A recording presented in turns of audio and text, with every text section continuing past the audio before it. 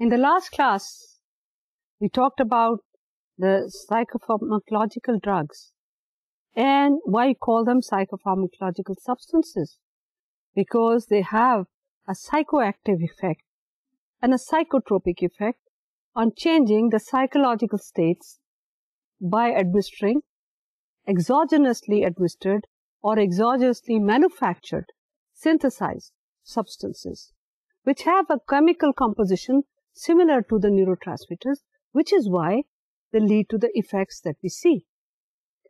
That is the normalization of the levels of neurotransmission and then thereby changing the behavioral correlates.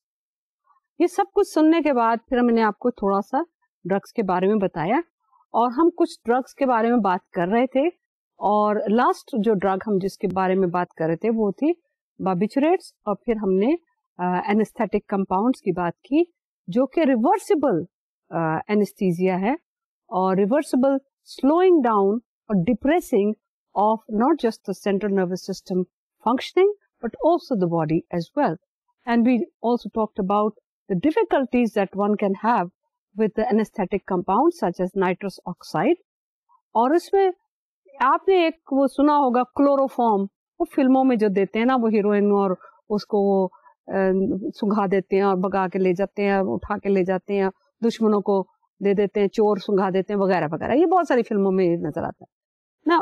ये जो substance है chloroform is a short acting and a milder form of a reversible anaesthetic.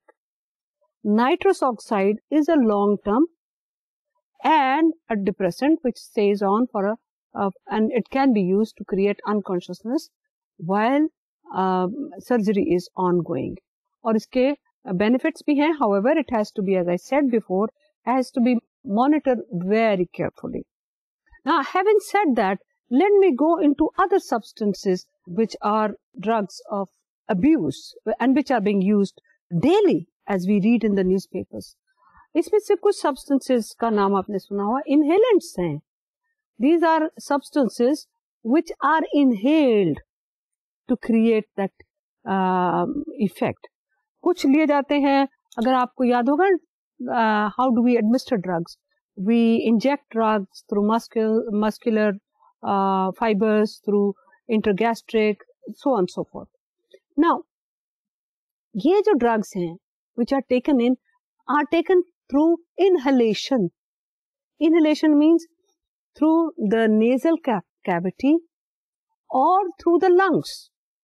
Now, if they are taken through the nasal cavity and if they are taken through the lungs, the effect is far quicker and they enter the bloodstream almost immediately.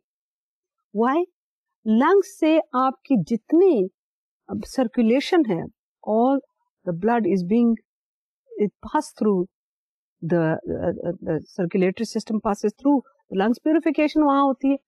Now, inhalation means you are immediately supplying to the body, to the system, this substance. और इसमें कौन कौन से हैं जो drugs of abuse हैं? Drugs of use तो होते हैं, drugs of abuse. Glues हैं, the solvents, जो solvents इस्तेमाल होते हैं, any solvent that paint का solvent है या इस्तेमाल होता है मार्केट में, उसकी जो odor है, that is addictive for some.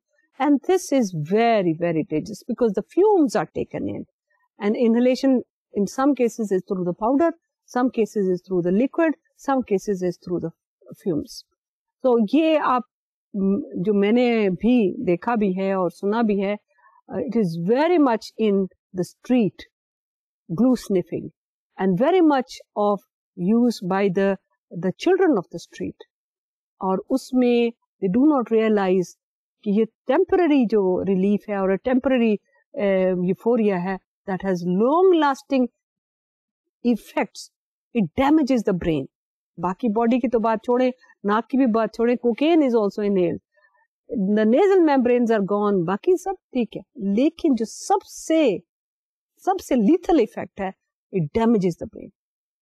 And therefore, anybody that you hear, see or know about, do let them know कि Aahista Aahista they should be seeking therapy. इसके बाद we come to the minor tranquilizers. Minor tranquilizers में benzodiazepines are the drugs जिसका बहुत नाम सुनते हैं.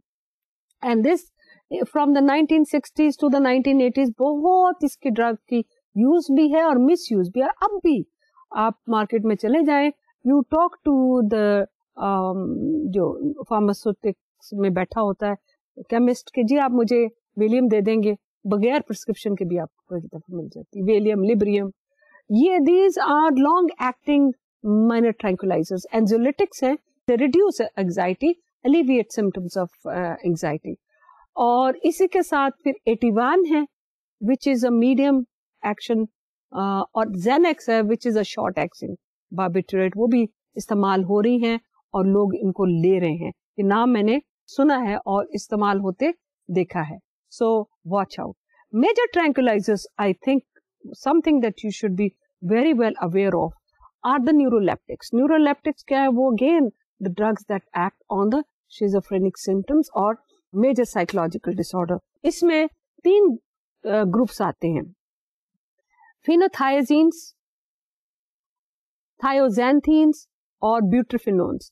ज्यादा इस्तेमाल जो होती है butyrophenons इस्तेमाल होते हैं because they are very potent neuroleptics. They are very potent antipsychotic, antischizophrenic properties.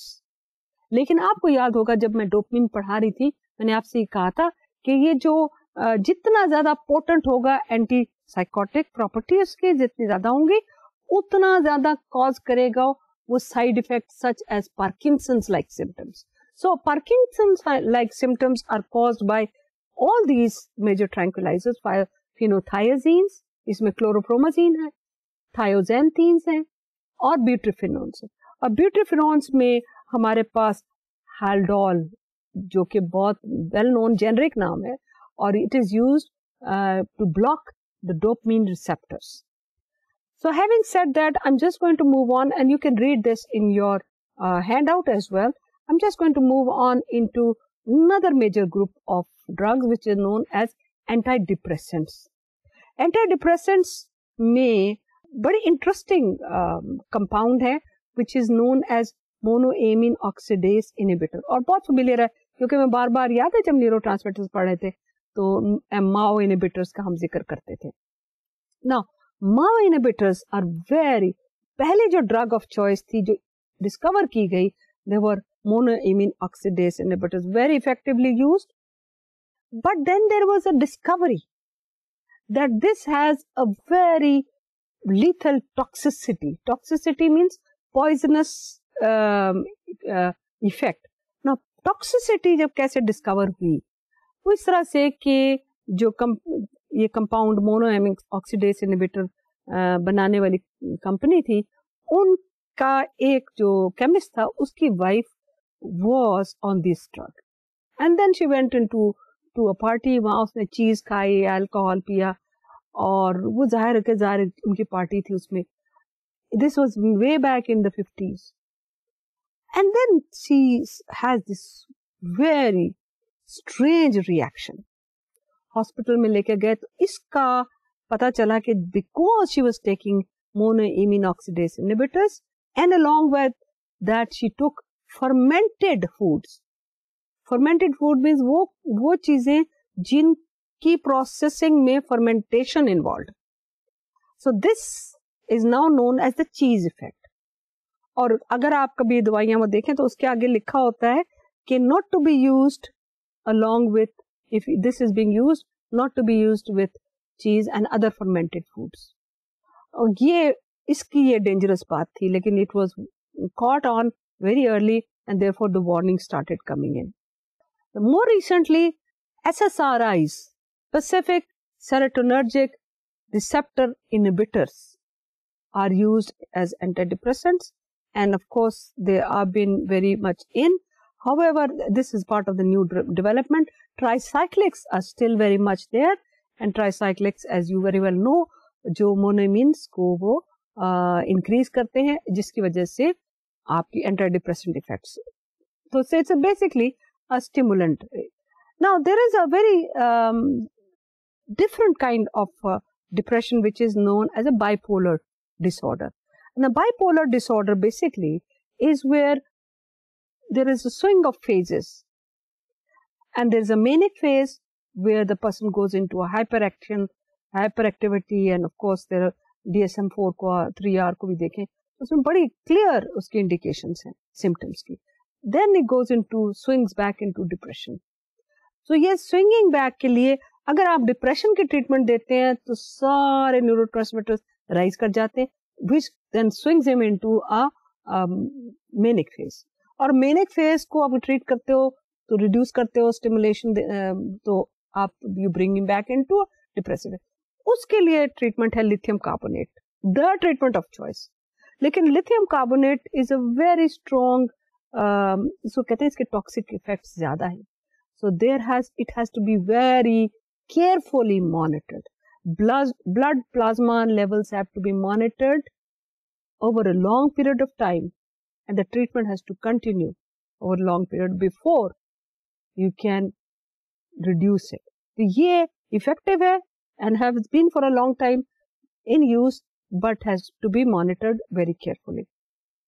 Having said that, let me say that even though we talk about, psychologists talk about therapy, yes, therapy, both the biological therapy as well as the psychological therapy work in coordination.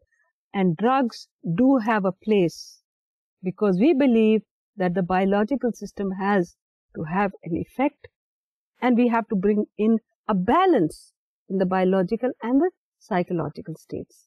And remember, it is the brain which drives behavior. In this course, that is the focus. And therefore, if we can normalize the brain functioning, we normalize behaviors. So this concludes, in a major way, the mega chapter that you had. And if you remember, you went from neurochemistry to chemistry to physics to electrophysiology. By this time, you do understand more than most people how your brain operates on chemicals. We end this chapter here and we move quickly into a new chapter, which is, we call it brain and motivational states. अभी हमने 3-4 चीजें इस chapter में, इस topic में पढ़ी हैं. Neurochemistry पढ़ी है, न्यूरोट्रांसमिटर्स पढ़े हैं, न्यूरोट्रांसमिटर्स स्पेशलाइज्ड पढ़े हैं, प्यूटेटिव न्यूरोट्रांसमिटर्स पढ़े हैं, साइकोफार्माकोलॉजी पढ़ी है, ड्रग्स ऑफ अब्यूज पढ़े हैं, साइकोजेनिक कंपाउंड्स पढ़े हैं. ये सब कुछ आपके पास मौजूद है. इसको पढ़िए, इसको समझिए, and do understand that you're one of the very few psychologists who have gone through neurochemistry and can understand behavior through neurochemical changes. Having said this, let's move on into our module 9, which is brain and motivational states. Such a complex story. कैसे?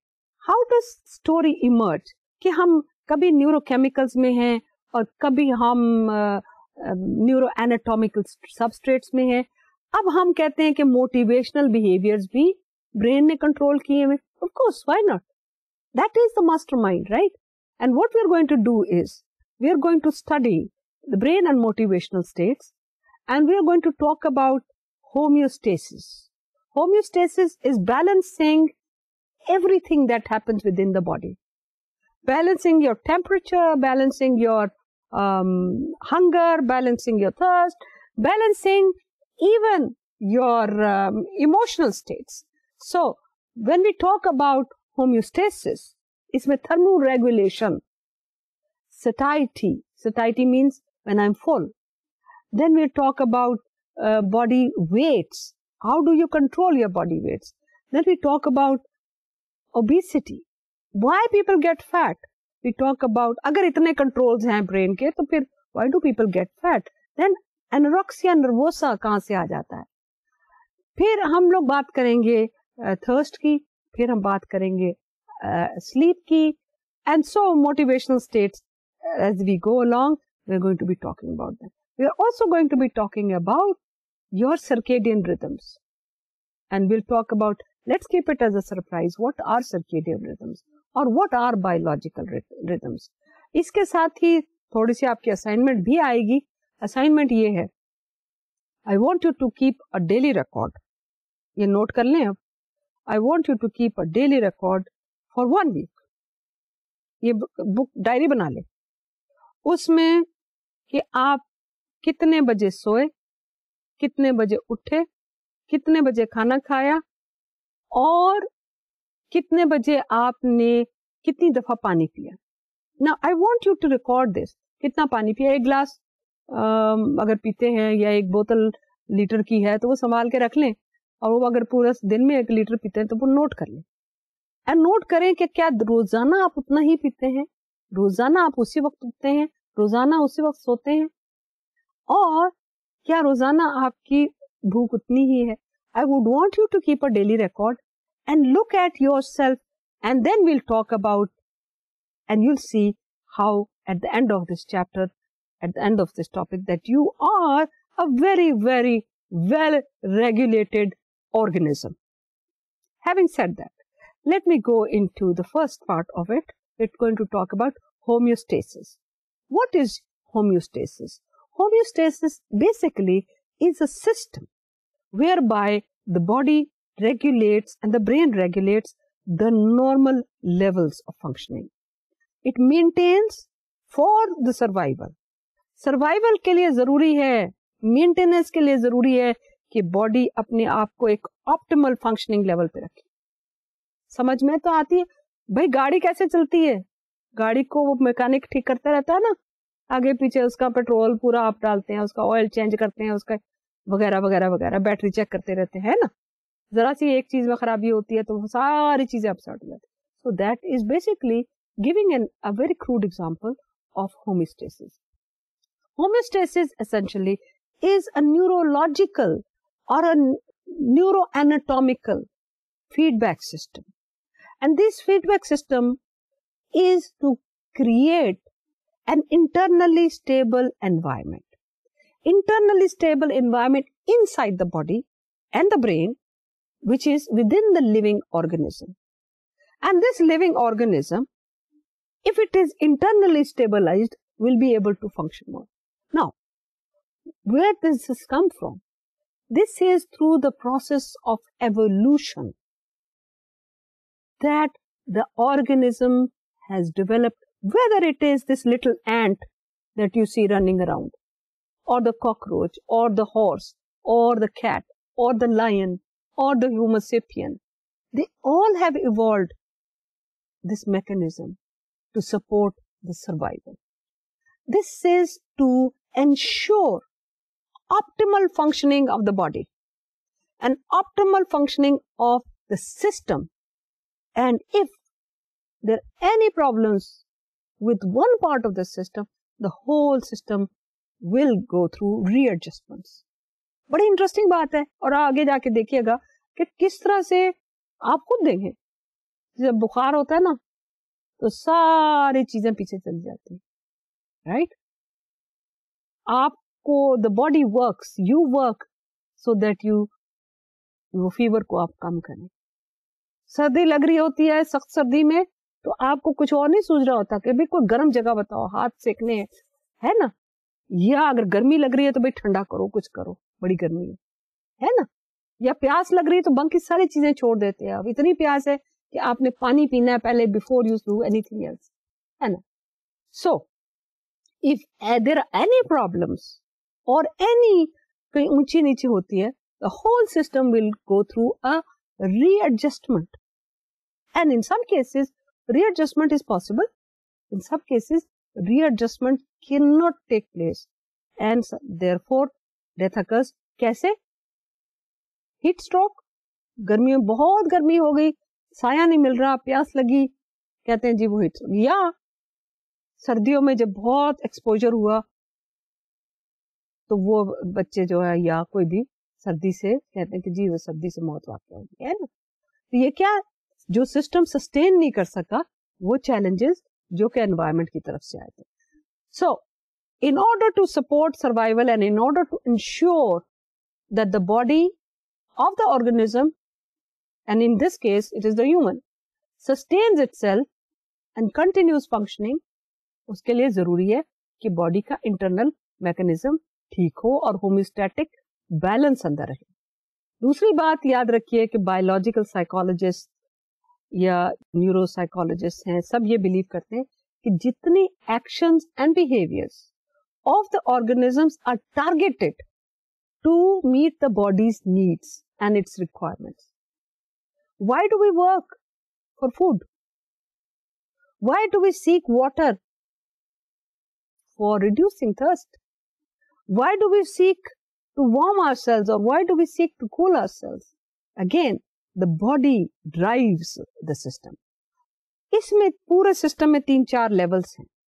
पहला system है internal receptors का, and these internal receptors tell you the internal environment and give you a feedback of the internal environment. Then there are external receptors और external stimuli which will tell you about the external environment.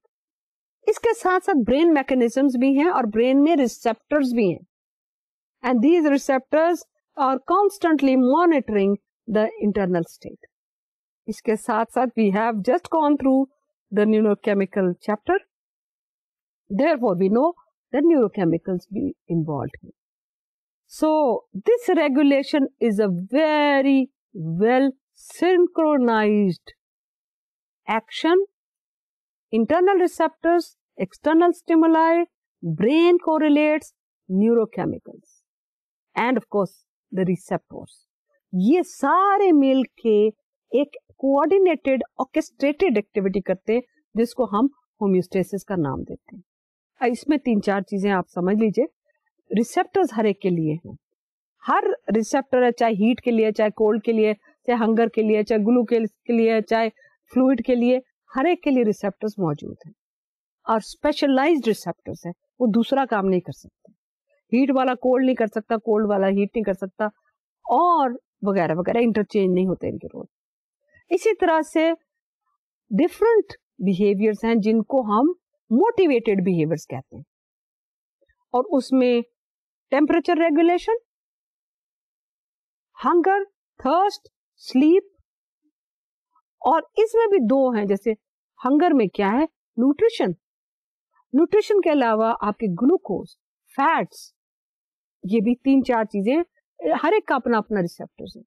इसी तरह thirst के लिए, प्यास लगी है, क्या सिर्फ पानी की प्यास है? नहीं, सॉल्ट्स की भी लेवल्स मॉनिटर. ये पहले भी मैंने एक लेक्चर में आपको बताया कि it is the isotonic levels, the saline levels which are also monitored. So 2-3 ये मॉनिटर्स अगेन थर्स्ट में आ जाते. स्लीप में, sleep, awakening, day light, night time वगैरह वगैरह, ये सारे बहुत सारे इसमें भी आ जाते. So let's go and study temperature regulation. तो पहला motivated behaviour. Temperature regulation is an important part of our survival mechanism. Why is it important part of a survival mechanism? Because it has evolved to maintain optimum body functioning. So there are 2 kinds of animals if we divide them according to the temperature regulatory mechanisms. One, the ectotherms, and the second, endotherms. Endotherms basically हम सारे endotherms हैं, लेकिन एक्टोथर्म्स एक खास classification है. We can't really call them cold blooded animals, but these are animals which can not regulate their own temperatures. उनको relocate करने की जरूरत होती है टू सीक थर्मोरेगुलेटरी बैलेंस, और इसमें खास तौर पे एनवायरनमेंट को चेंज करते हैं टू फंक्शन ऑप्टिमली. और ग्रुप है जिसको हम एग्जाम्पल के तौर पे ले सकते हैं, द रेप्टिलियंस. सर्दियों में ये आपको नजर नहीं आते because they can not, their bodies can not accept the challenge of high intensive cold. Therefore they change and go into a warmer system, और गो टू अ, इसी तरह बर्ड्स वगैरह माइग्रेट कर जाती हैं because they do not have the mechanism of adjusting to that intense cold. Endotherms कौन है? We are all endotherms, और बेशतर मेमेलियन स्पीशीज और बेशतर birds can, of course mammalians as a whole, but most birds effectively can control their body's temperature, regulate it. and they do it automatically. We don't have to think about regulating our body temperature.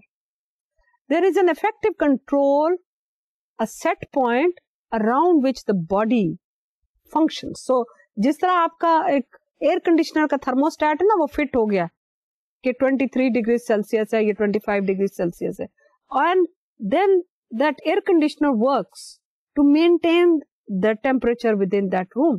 इसी तरह आपका जैसे oven का temperature है, वो आप thermostat कर देते हैं 475 डिग्री फ़ारेनहाइट, और वो it will maintain itself to that temperature. ये सेट पॉइंट का एक नया कॉन्सेप्ट आ गया. What is a set point? The set point is that standard or the internal point, wherever it is. We don't know where it is. We just talk about the internal point and that thermostat and the standard by which the body functions. And the body functions to maintain the total organism at that same set point by heating it when required, body, or by cooling it when required. And so we don't know. हम तो 98.4 के magic number के साथ चल रहे हैं, लेकिन इसको मेंटेन करने के लिए पूरी बॉडी की मैकेनिज्म का थर्मोस्टेट का सेट पॉइंट वर्क कर रहा है. Now this set point may very 98.4, कुछ डिग्रीज कम, कुछ डिग्रीज ज्यादा. ये इसी तरह से है जिस तरह से एक ये सेट पॉइंट क्या है, इस तरह से जिस तरह से एक एयर कंडीशनर का सेट पॉइंट है, हम उसका फिक्स कर देते हैं कि ये 23 डिग्री सेल्सियस पे होगा, तो वो पूरा अपने कमरे की मॉनिटरिंग करता है, सेंसर्स उसमें है, और उसके बाद जब कम होती है या उससे ज्यादा होती है तो it reacts accordingly. In the same manner you have an oven जिसको आपने 475 डिग्री फ़ारेनहाइट पे लगा दिया और उसको हीट कर रहा है, and when it reaches that point it will switch off, and then जब उससे बहुत कम हो जाता है फिर देन इट स्विचेस ऑन. तो ये इसी तरह से बॉडी का भी मैकेनिज्म है. हाँ, अलबत्ता प्लस माइनस सम डिग्रीज का एक neutral zone, there is a neutral zone which can give a leeway, थोड़ी सी लीवे है, where some degrees higher than, some degrees lower than set point can be, there is a variation and they can vary before the thermoregulatory mechanism kicks off to do the cooling और the heating. उसका एक सबसे अच्छा example ये है कि अगर आप अपना दिन में टेम्परेचर ले तो आपको पता चलेगा कि दिन में वेरिएशन आपके टेम्परेचर की चलती रहती है. There is a time where your temperature will be higher than 98.4 and there will be a time when your temperature drops much below 98.4, और उसके लिए फिर आप चादर वादर ओढ़ते हैं. कब हो सकता है ऐसे? जब आप सो रहे होते ना. यस, ये रात के वक्त. हाँ, तो ये ऐसे में वेरिएशंस होती हैं, and we will talk about this a little later. लेकिन जब आपको ये चैलेंजेस होते हैं हीट के या कोल्ड के, तो ऑर्गेनिज्म चाहे ह्यूमन है चाहे एनिमल है, वो एनवायरमेंटल एडजस्टमेंट्स करता है. You make environmental adjustments. For example, सबसे पहले अगर आप रिएक्शन देखें, अगर कुछ और नहीं है, you will look for a shade. अगर बहुत तेज धूप है तो साए में खड़े होंगे. ये पहली reaction of the biological system, चाहे इट इज ह्यूमन, चाहे इट इज द बफलो, चाहे इट इज द डॉग, साए में ढूंढने, because that is the biological system which is demanding कि रिड्यूस हीट लोड, हम इससे ज्यादा हीट ले नहीं सकते. फिर हमारे यहाँ humans have been very innovative and they have change their environment. हमने फैंस लिए, हमने एयर कंडीशनर्स बनाए, हमने घरों की छतें ठंडी बनाई, हमने बहुत सारी चेंजेस की where we have manipulated the environment so that we keep our minimum जो एनवायरमेंटल चैलेंजेस हैं और थर्मोरेगुलेटरी चैलेंजेस हैं उनको कम से कम रखें. रेस्पिरेशन, कभी सोचा पसीना क्यों आता है? नहीं आ भाई, आपको ठंडा रखने के लिए बॉडी परस्पायर करती है, कूल करती है, इंटरनल हीट को बाहर ले जाती है स्किन सेंसर्स के पास, और वहां से वो वेपोरेशन होती है ना, दैट कीप्स यू कूल. और इसका एक प्रिंसिपल याद रखिएगा, आप पुराने जमाने की अंग्रेजों की फिल्में देखें ना, तो वो पंखा चल रहा होता है बड़ा हौले हौले हौले, और वो पीछे नीचे बैठा वो अंग्रेज मेजर या कर्नल बैठा काम कर रहा होता है ना। वो पुराने जमाने की तस्वीरों में देखो, आप कहते कितना बेवकूफ है पंखा, कितना इसने स्लो चलाया हुआ। मैकेनिज्म क्या था? इवेपोरेशन, जो पसीना आता है उसको इवेपोरेट करते हैं, ठंडा होता है। हम क्या करते हैं, उसको तेज चलाते हैं, इवेपोरेट होती है, लेकिन उसके साथ बहुत सारे अदर साइड इफेक्ट्स आल्सो होते हैं। Dogs also perspire. कभी आपने देखा है how do dogs perspire? How do horses perspire? Because this is also one way of taking the heat out from the inside to the outside, and then it is through evaporation that the skin keeps itself cool. भाई अगली दफला गौर से देखना dogs कैसे परस्पायर करते हैं। दे pant, जुबान बाहर निकाली होती है, जुबान पे सेंसर्स है, इवेपोरेशन उनकी जुबान से होती है। कैट्स कैसे करती है, रैट्स कैसे करती है, अदर रोडेंट्स कैसे करते हैं? दे लिक देयर फर, उसको गीला करते हैं तो वहां से वो ठंडक अंदर जाती है। Horses again, every hair on the horse's skin perspires, और वहां से पसीना निकलता है। So we are similar to horses, dogs, cats, that we conduct our internal heat towards the outside, and that heat then is whenever बहुत ज्यादा सख्त heat होती है तो वो बाहर से perspiration के थ्रू निकल जाती है। लेकिन एक और काम करते हैं हम वही करते हैं कि डॉग्स और कैट्स ज्यादा से ज्यादा ये कर सकते हैं ना, अपने बाल शेड करते हैं, राइट? हम क्या कर सकते हैं? We can, apart from changing the environment, the humans have also evolved the clothing, so to keep themselves from losing heat in winters, you have this clothes which keep your heat within the body. इसी तरह से गर्मियों में you want to lose heat, and therefore you have clothes which can pass heat through that particular fabric. पतले कपड़े पहनते हैं ना। ये मैकेनिज्म हमने डेवलप किए अगेन बायोलॉजिकल सिस्टम्स को कंफर्टेबल रखने के लिए। अब ये सोचिए कि इतनी बड़ी बड़ी इंडस्ट्रीज हैं, they are all working towards the biological systems. Okay, अब हीटिंग जो है, हीटिंग कैसे की जाती है? How do you heat your system? How do you heat your body? How do you, जब बॉडी सिग्नल देती है कि मुझे बहुत सर्दी लग रही है, मेरा जो टेम्परेचर 98.4 है, लेकिन इस वक्त बाहर का टेम्परेचर बहुत ज्यादा ठंडा है, I need to heat the body, generate, otherwise the challenges are very strong. क्या करते हैं? Heating mechanism, first of all warm clothing, right? Fire, of course, covering yourself so you don't lose heat. Heat conservation immediately kicks in. And heat conservation means जो body heat generate हो रही है metabolism के through, that is to be maintained. और इसी तरह से अगर आप देखें तो आप रजाइयों में घुसते हैं, और अगर आप look at young animals do not have thermoregulatory mechanisms. So वो क्या करते हैं? They huddle together. और छोटे छोटे बच्चों को, चूजों को देखते हो ना, वो साथ साथ घुस के बैठे होते हैं। They are maintaining their heat. And this is especially true of the very young. And what happens if this cannot be done? Think? You have the answer?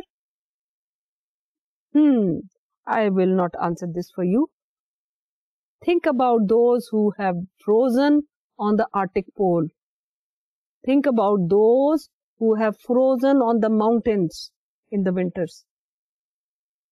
They were not able to meet the requirements of maintaining heat within the body. Thermoregulatory challenges बहुत ज़्यादा थे. The body was unable to meet it, unable to heat itself. Therefore, fatality occurs. So आप सोचिए कि कितना जबरदस्त ये internal mechanism है और इतना sensitive है कि even fatalities can occur. अब आगे आइए कि अगर हमने हीट जनरेट करनी है, हीट प्रोडक्शन है, चाहिए, तो क्या चाहिए होता है? इसके 3-4 बड़े बेसिक चीजें हैं जो होती हैं और आप रोजाना उनसे गुजरते हैं और हर साल गुजरते हैं। अब आपको मैं बताती चलूं और ये सब आपको इंट्यूटिवली यू विल अंडरस्टैंड।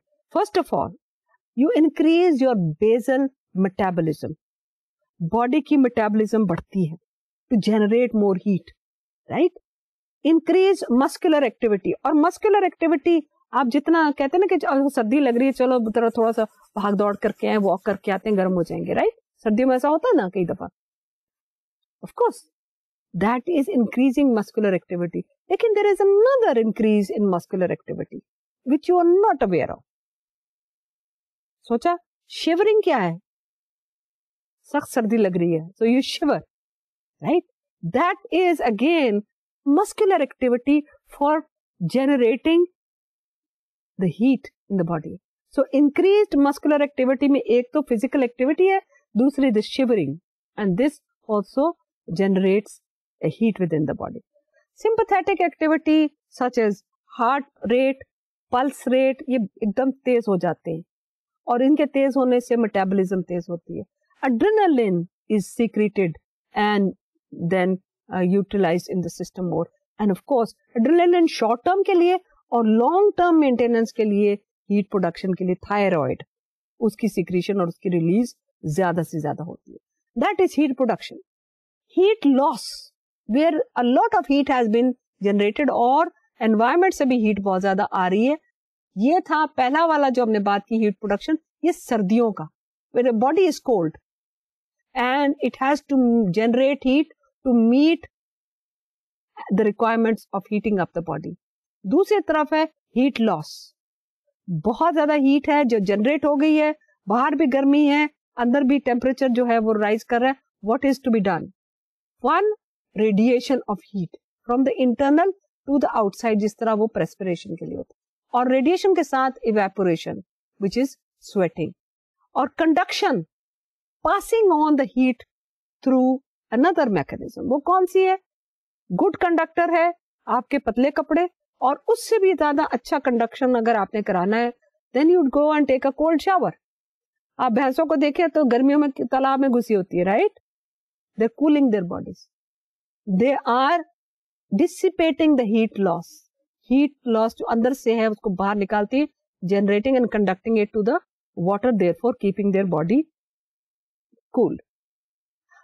अब इसमें हम ये देखते हैं कि सिस्टम तो समझ में आ गया कि हीटिंग और कूलिंग दोनों जो है वो बॉडी के अंदर होती हैं, और हीटिंग और कूलिंग के मैकेनिज्म कहां से, वो who controls this, who sets of this trigger, and what is this point which sets of this trigger?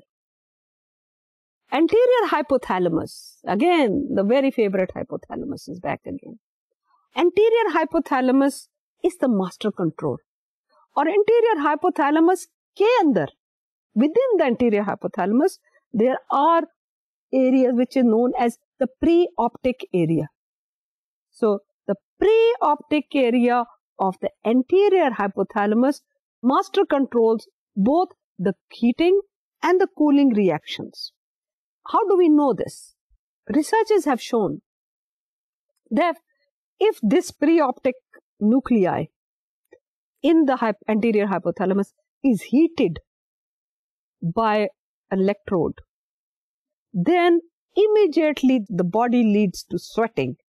तो reaction sweating की शुरू हो जाती है कि ये अंदर गर्मी आ गई है. The sensors tell you that the body is hot, cool it. So the body goes into a sweat reaction to cool the body. And if some ice or coolant is injected into this area, it leads to an immediate reaction of we need to heat the body. Sardi hai. So very strong evidence, very solid evidence that the preoptic area of the anterior hypothalamus as a neuroanatomical location for controlling the thermoregulatory mechanisms and also the sensors for thermoregulatory mechanism. Both body's reaction to thermoregulatory challenges are controlled by the preoptic area of the anterior hypothalamus. I'll say it again, that both the heating and the cooling thermoregulatory challenges are monitored by and modulated by the anterior hypothalamic preoptic nuclei. Having said that, let me go to an everyday example. So आप ये याद रखिए कि आपके एक reason है जिसकी मैंने बात की, समरी इसको रखिएगा. अब यहाँ पर सिचुएशन आपके सामने ये आती है कि बुखार हो जाता है. बुखार में फिर क्या होता है? अब आपको सबने कहीं ना कहीं कभी ना कभी बुखार से गुजरे हुए, राइट? नाउ 98.4 पे आपका टेम्परेचर बॉडी का था, बुखार हुआ तो उसमें क्या होता है?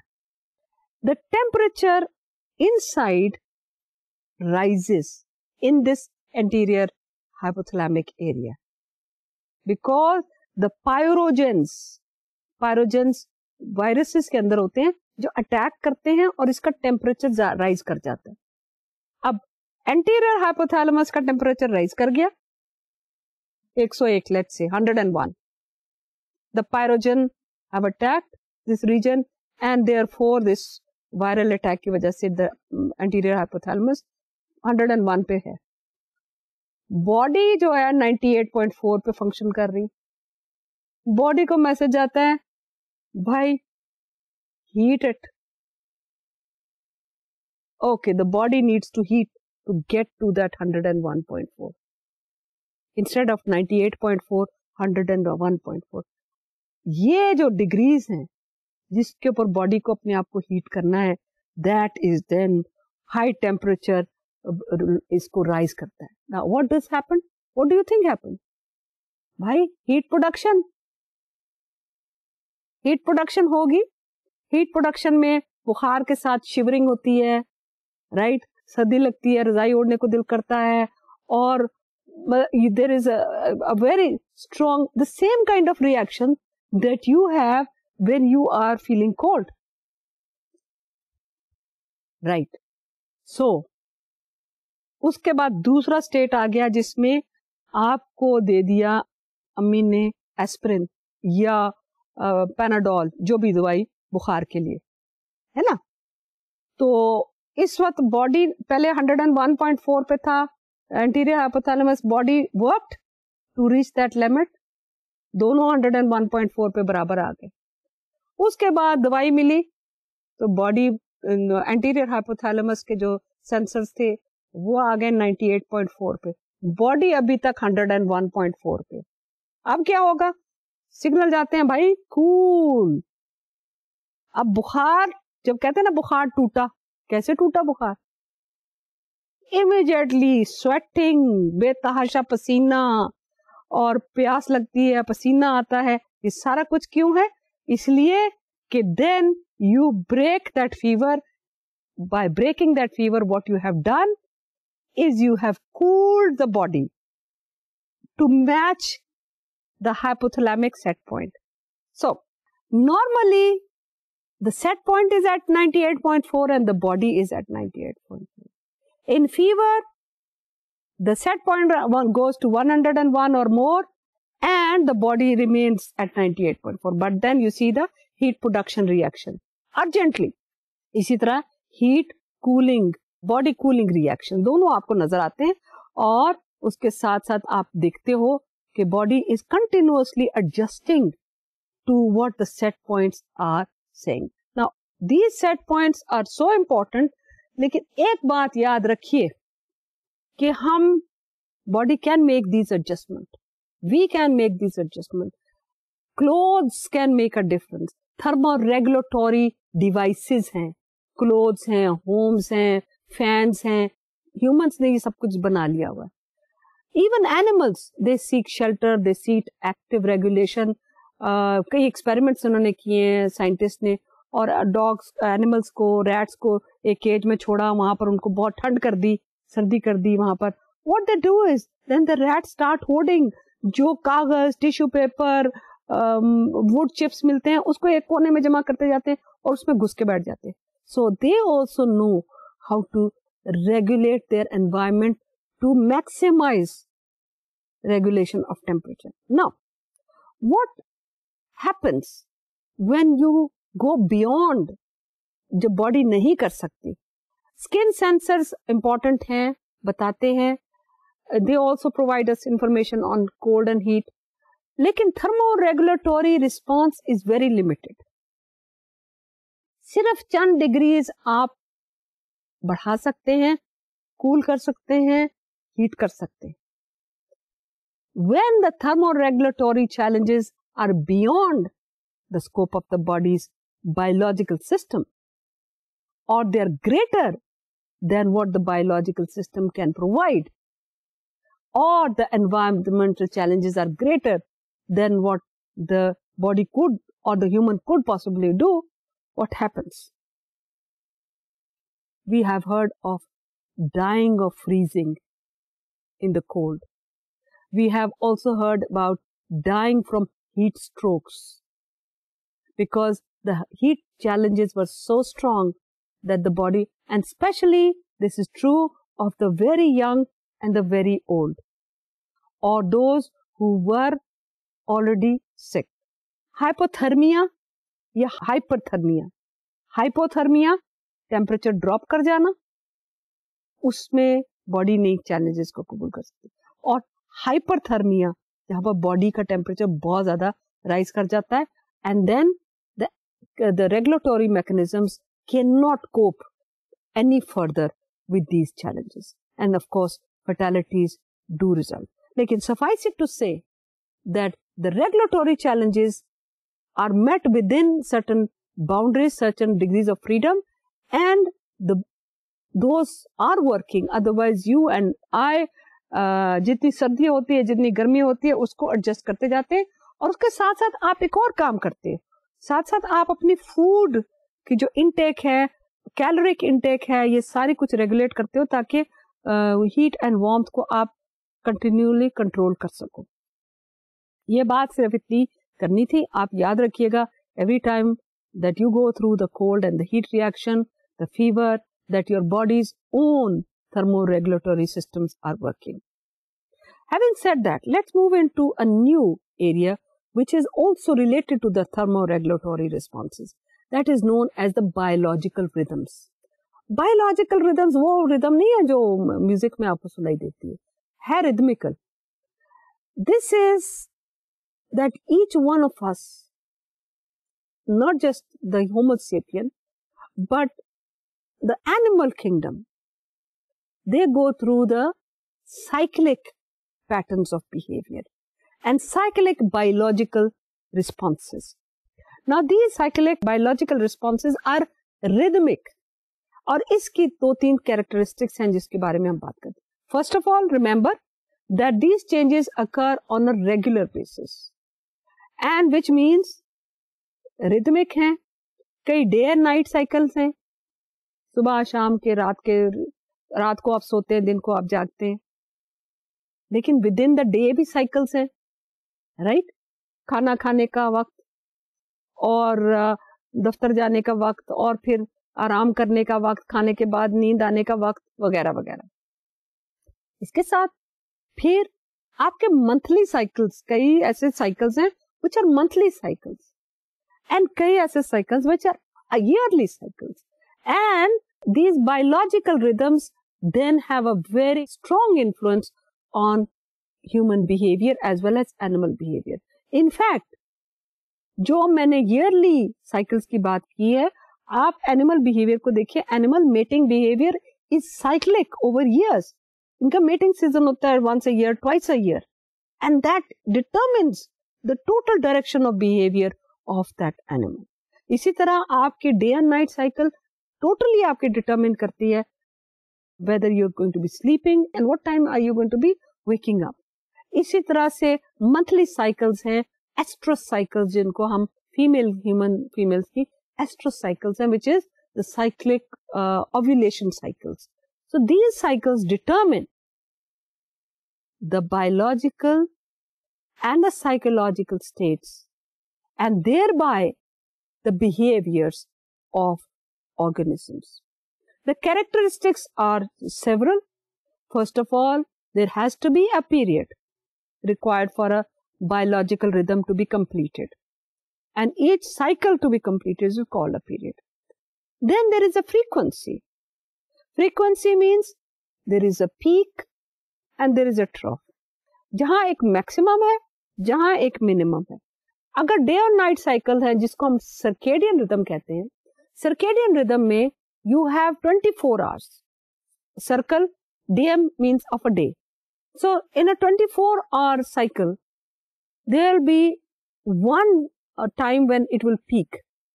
So we will call it 1/24 frequency. तो ये जो बॉडी की टेम्परेचर जैसे है वो एक दफा दिन में पीक करती है. दोपहर के वक्त हम सबका जो है पीक पे होता है टेम्परेचर और लोएस्ट होता है रात के वक्त. तो ये पीरियड भी है, फ्रीक्वेंसी भी है, साइकिल्स भी हैं, and we are going to be talking about this in a little in the next class. But let me tell you that if you look at yourself very closely, you will understand that you are a biological system and you are being operated by biological clocks. And these biological clocks determine what and when, what you will be doing and when you will be doing that. When you will get hungry, when you will get tired, when you will get sleepy, when you will be fresh, when during the month that you are going to be active, when during the year you are going to be slow. So, इतनी determined है, biologically determined है your behaviors.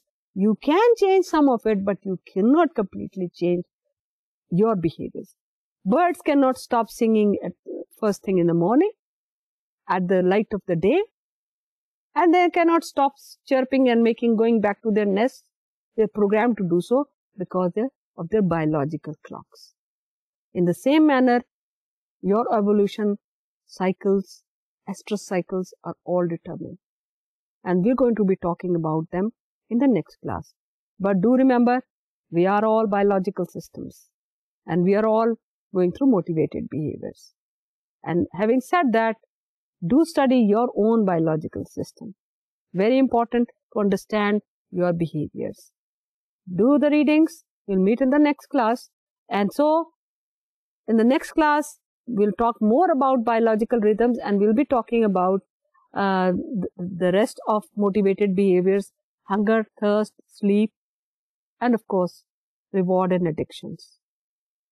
Do your readings, do read your handout, and do read your notes.